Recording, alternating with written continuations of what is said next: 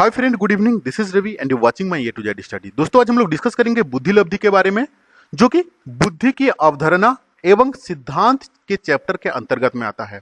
दोस्तों, आईक्यू से ये क्वेश्चंस आपका जेटेड में रहेगा ही, और चैप्टर भी बहुत ही इंटरेस्टिंग है। आपका जनरल नॉलेज का चीज है, आपको जानना जरूरी है कि आईक्यू क्या होता है, आईक्यू कैसे निकाला जाता है, किस किस रेंज का आईक्यू को हम लोग क्या बोलते हैं। क्लासिफिकेशंस ऑफ आईक्यू के बारे में आज हम लोग डिस्कस करेंगे, बिल्कुल इसकी मत कीजिए। दोस्तों, हम लोग बचपन से सुने हैं कि इस बच्चा का आईक्यू बहुत ही ज्यादा है, ज्यादा टैलेंटेड है, बच्चा का आईक्यू कम है, ये ज्यादा टैलेंटेड नहीं है, ये मूर्ख है, ये एवरेज का नीचे है, एवरेज है। सारा चीज हम लोग बचपन से सुनते आ रहे हैं। लेकिन बहुत सारे स्टूडेंट हैं जो आईक्यू निकालने जानते हैं, उनके लिए ये रिवीजन हो जाएगा, और जो नहीं जानते हैं आईक्यू निकालने, वो आज एक नया चीज सीखेंगे। दोस्तों, बेसिकली आईक्यू जो है, बुद्धि लब्धि जो है, ये हेरिडिटी से आता है। लेकिन फॉर एन एग्जांपल, एक बच्चा का आईक्यू 100 है, 100 है, लेकिन वो बच्चा 100 आईक्यू का यूटिलाइजेशन कर पा रहा है कि नहीं कर पा रहा है, उसका पीछे बहुत सारा फैक्टर्स है। उसको बहुत सारा चीज प्रभावित करता है।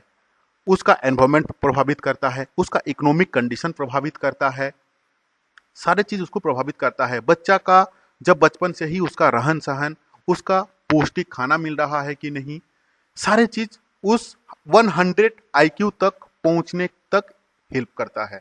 अभी एक एग्जांपल हम लोग ले लेते हैं कि जैसे मैं यहां पे लिया हूं कि अगर आपकी एज, फिजिकली आपका एज जो है वो 20 है, 20 साल का है आप, और आपका मेंटल आयु जो है वो आपका 25 साल है। मेंटल एज क्या है? अगर कोई 8 साल का बच्चा, अगर 10 साल का बच्चा का जैसा दिमाग है, 10 साल का बच्चा जो क्वेश्चंस को सॉल्व कर पाता है, उसको अगर एक 8 साल का बच्चा सॉल्व कर लेता है, तो उस बच्चा का मेंटल आयु हो गया 10 साल, और उसका फिजिकली आयु हो गया आपका 8 साल। ध्यान से सुनिए, मैं फिर से रिपीट कर रहा हूं।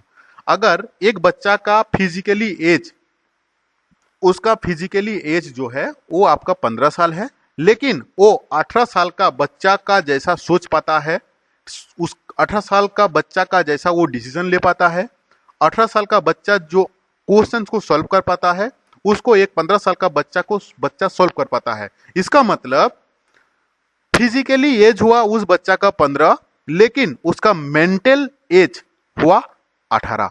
आशा करता हूं कि मेंटल एज क्या है आप समझ गए होंगे। अभी हम लोग आईक्यू निकालने के लिए क्या होता है, मेंटल एज डिवाइडेड बाय उसका physical age into 100 equal to होता है उसका आईक्यू। मैं फिर से रिपीट कर रहा हूं, पहले होगा मेंटल एज, बच्चा का मेंटल एज, बच्चा जिस हद तक सोच सकता है, बच्चा जिस हद तक प्रॉब्लम को सॉल्व कर पाता है, उसको हम लोग उसका मेंटल एज बोलते हैं। जो एग्जाम्पल मैं आपके सामने रखा हूं, इस बच्चा का मेंटल एज है 25, और इस बच्चा का फिजिकली एज जो है वो है 20। तो हम लोग क्या करेंगे, 25 डिवाइडेड बाय 20 इंटू 100 करेंगे तो आता है 125। तो इस बच्चा का आईक्यू हुआ 125। अभी हम लोग आते हैं इसका क्लासिफिकेशन, किस रेंज का बच्चा को कितना आईक्यू होने से उसको क्या बोला जाता है। यहां से ये क्वेश्चन आपका रहेगा ही। प्रभावशाली बच्चा जिसका 140 से अधिक रहता है, बहुत उत्कृष्ट 130 से 140 तक आता है, उत्कृष्ट 120 से 130 तक आता है, औसत से अधिक 110 से 120 तक आता है, सामान्य या औसत 90 से 109 तक आता है, औसत का नीचे 80 से 89 तक आता है, मंद बुद्धि 70 से 79 तक आता है, क्षीण बुद्धि 50 से 69 आता है, मूर्ख 25 से 49 तक लेते हैं, और जड़ बुद्धि जिसको हम लोग 0 से लेके 24 के अंदर में लगते हैं। इस चार्ट को आपको याद रखना जरूरी है, क्योंकि यहां से क्वेश्चंस पूछ लेता है कि औसत का नीचे प्रभाव किस में आएगा, तो आपको वहां पे ऑप्शन दे देगा बहुत सारा। आपको ध्यान में रखना है कि 80 से 89 का जो बच्चा होता है वो औसत का नीचे होता है। इस चार्ट को आपको याद रखना जरूरी है। तो आज हम लोग यहाँ पे सीखे मेंटल आयु क्या है, मानसिक मेंटल एज क्या है, फिजिकल एज क्या है, mental age divided by physical age into 100 is equal to IQ. दोस्तों, अगर वीडियो अच्छा लगा, क्लास अच्छा लगा, तो लाइक जरूर करें, कमेंट जरूर करें, फ्रेंड के साथ शेयर करें, क्योंकि ये इंटरेस्टिंग चीज है, आपको जानना जरूरी है। जो टीचिंग एग्जाम नहीं दे रहे हैं उनके लिए भी ये जानना जरूरी है, ये एक कॉमन जनरल नॉलेज है।